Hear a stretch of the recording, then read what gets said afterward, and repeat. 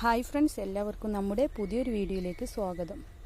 പെണ്ണാടുകളെ എത്ര പ്രസവം വരെ നിർത്താം എന്നാണ് ഇന്നത്തെ നമ്മുടെ വീഡിയോയിലൂടെ പറയുന്നത്. അപ്പോൾ എല്ലാവരും വീഡിയോ മുഴുവനായിട്ടും തന്നെ കണ്ടോക്കണം. പിന്നെ നമ്മുടെ ചാനൽ പുതുതായിട്ട് കാണുന്നവരാണെങ്കിൽ സബ്സ്ക്രൈബ് ചെയ്യാൻ മറക്കരുത് കേട്ടോ. അപ്പോൾ ഇനി നേരെ വീഡിയോയിലോട്ട് പോവാം. അപ്പോൾ ഞാൻ കഴിഞ്ഞൊരു വീഡിയോ ചെയ്തിട്ടുണ്ടായിരുന്നു സുന്ദരിയുടെ എത്രാമത്തെ പ്രസവമാണെന്ന്.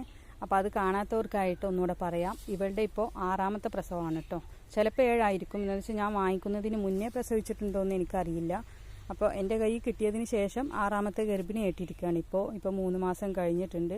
ഇന്നിപ്പോൾ രാവിലെയാണ് കേട്ടോ വീഡിയോ എടുക്കുന്നത്. എന്ന് വെച്ചാൽ ഇന്നലെ വൈകുന്നേരം മഴ പെയ്തുകൊണ്ട് പിന്നെ കൊണ്ടുവന്നില്ല. ഇപ്പം ഇന്ന് രാവിലെ തീറ്റ എടുത്ത് കുറവായിരുന്നു. അപ്പോൾ ഞാൻ രാവിലെ നമ്മുടെ അടുക്കള ജോലിയൊക്കെ കഴിഞ്ഞതിന് ശേഷം പെട്ടെന്ന് തന്നെ കൊണ്ടുവന്നതാണ്. ഇനിയിപ്പോൾ വൈകുന്നേരത്ത് മഴ പെയ്യുമോ എന്നറിയില്ല.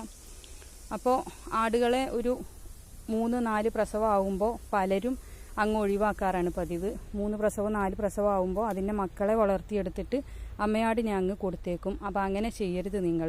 വെച്ചാൽ 3 പ്രസവം 4 പ്രസവമൊക്കെ ആകുമ്പോഴാണ് ആടുകൾക്ക് നല്ലോണം പാലുൽപാദനം കൂടുന്നത്.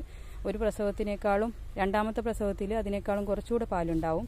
പിന്നെ നമ്മൾ ഗർഭസമയത്ത് അതിനെ എങ്ങനെ നോക്കുന്നോ അതിനനുസരിച്ചിരിക്കും പാലിൻ്റെ അളവ്. പിന്നെ ചില ബ്രീഡുകൾക്ക് പാലുൽപാദനം കൂടിയ ആടുകളുണ്ട് കേട്ടോ. ഇപ്പോൾ ഇവളുടെ തന്നെ 6ാമത്തെ ഗർഭിണിയാണ്. പിന്നെ ഞാൻ മറ്റൊരു ഫാമിൽ 10 പ്രസവം കഴിഞ്ഞ ഒരു ആടിനെ കണ്ടിട്ടുണ്ടായിരുന്നു കേട്ടോ. അപ്പോൾ അതിന് പല്ലൊന്നും ഇല്ല. അപ്പോൾ അവരെന്നെ പറഞ്ഞു 10 പ്രസവം കഴിഞ്ഞിട്ടുണ്ട്, പല്ലൊന്നും ഇല്ല എന്ന് വെച്ചിട്ട് കുഴപ്പമൊന്നുമില്ല. ആടുകളുടെ ആരോഗ്യത്തിനനുസരിച്ചിട്ട് നമുക്ക് വീണ്ടും ക്രോസ് ചെയ്ത് നിർത്താവുന്നതാണ്. അപ്പോൾ നിങ്ങൾക്ക് മനസ്സിലായല്ലോ, ഏകദേശം ഒരു 10 പ്രസവം വരെയെങ്കിലും ആടുകളെ നമുക്ക് നിർത്താം. കൊടുത്ത് ഒഴിവാക്കേണ്ട ആവശ്യമില്ല. പിന്നെ ചിലരൊക്കെ കാണുമ്പോഴേ പറയും ഇതിന് ഒരുപാട് പ്രായമായിട്ടുണ്ട്, ഇതിനെ കൊടുത്തുകൂടെയെന്ന്. അപ്പോൾ അങ്ങനെയൊക്കെ പറയുന്നു വിചാരിച്ചിട്ട് നിങ്ങൾ കൊടുക്കേണ്ട ആവശ്യമില്ല കേട്ടോ. എന്ന് വെച്ചാൽ ഞാൻ അങ്ങനെ കൊടുത്തതാണ്. എനിക്ക് ആട് വളർത്തൽ തുടങ്ങിയ ആ സമയത്തൊന്നും ഒന്നും അറിയില്ലായിരുന്നു. നല്ല ആടായിരുന്നു നമ്മുടെ അടുത്ത് ഉണ്ടായിരുന്നത്.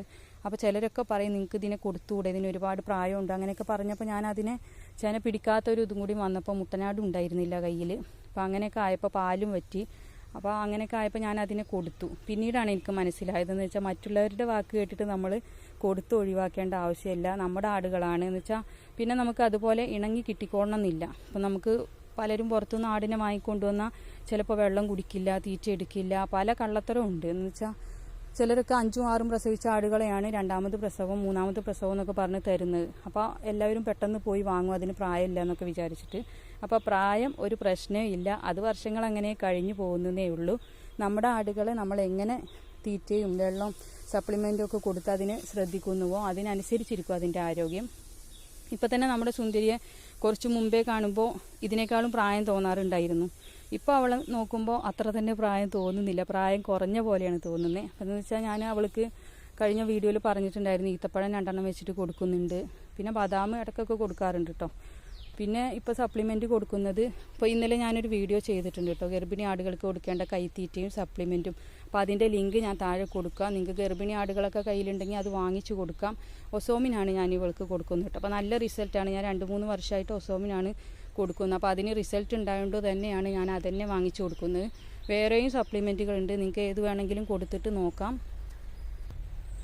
അതുപോലെ തന്നെ നിങ്ങൾ കടിഞ്ഞൂൽ ആടുകളെ വാങ്ങിക്കുമ്പോൾ അതിന് പാല് കുറവായിരിക്കും പ്രസവം കഴിയുമ്പോൾ. അപ്പോൾ അത് ഫസ്റ്റത്തെ പ്രസവമായതുകൊണ്ടാണ്.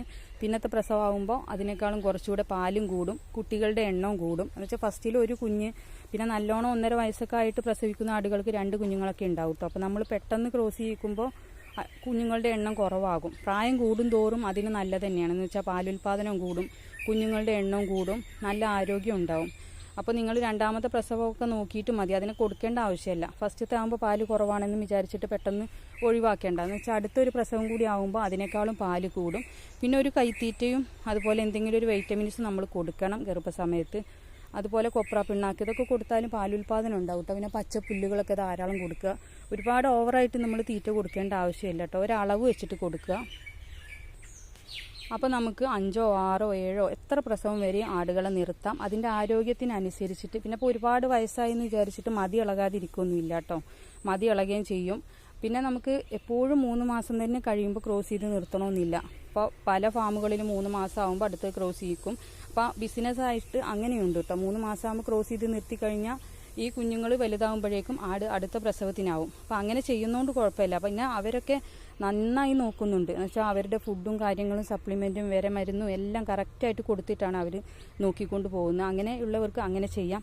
പിന്നെ കുറച്ച് കൂടുതൽ പ്രായമായ ആടുകളെ നമ്മൾ എപ്പോഴും ഒരു 2, 3, 4 മാസം കഴിഞ്ഞ് ക്രോസ് ചെയ്യിപ്പിക്കുക. ഇപ്പോൾ ഇവിടെ ഞാൻ സുന്ദരീനെ 5 മാസം ആകുമ്പോഴാണ് എപ്പോഴും ഇപ്പോൾ ക്രോസ് ചെയ്യിക്കാറുള്ളത് കേട്ടോ. പിന്നെ നമുക്ക് ക്രോസ് ചെയ്ത് കഴിഞ്ഞാൽ പാല് വറ്റിപ്പോവും. അപ്പോൾ പാലിൻ്റെ ആവശ്യത്തിനാണെങ്കിൽ കുഞ്ഞുങ്ങളെ കുടി കഴിഞ്ഞിട്ട് പിന്നെ നമുക്ക് കുറച്ചുകൂടെ നിർത്താം, അതിന് ശേഷം ക്രോസ് ചെയ്താലും മതി.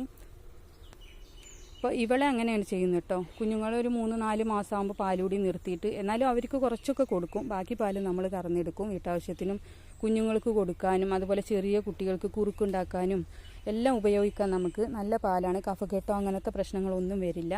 അപ്പോൾ ഇന്നത്തെ വീഡിയോ ഇത്രയേ ഉള്ളൂ. നിങ്ങൾക്ക് വീഡിയോ ഇഷ്ടപ്പെട്ടാൽ ലൈക്ക് ചെയ്യണം, ഷെയർ ചെയ്യണം. പിന്നെ നമ്മുടെ ചാനൽ പുതുതായിട്ട് കാണുന്നവരാണെങ്കിൽ ഒന്ന് സബ്സ്ക്രൈബ് ചെയ്തേക്കണം കേട്ടോ. അപ്പോൾ ഇൻഷാ അല്ലാഹ് മറ്റൊരു വീഡിയോയുമായി വീണ്ടും കാണാം. താങ്ക്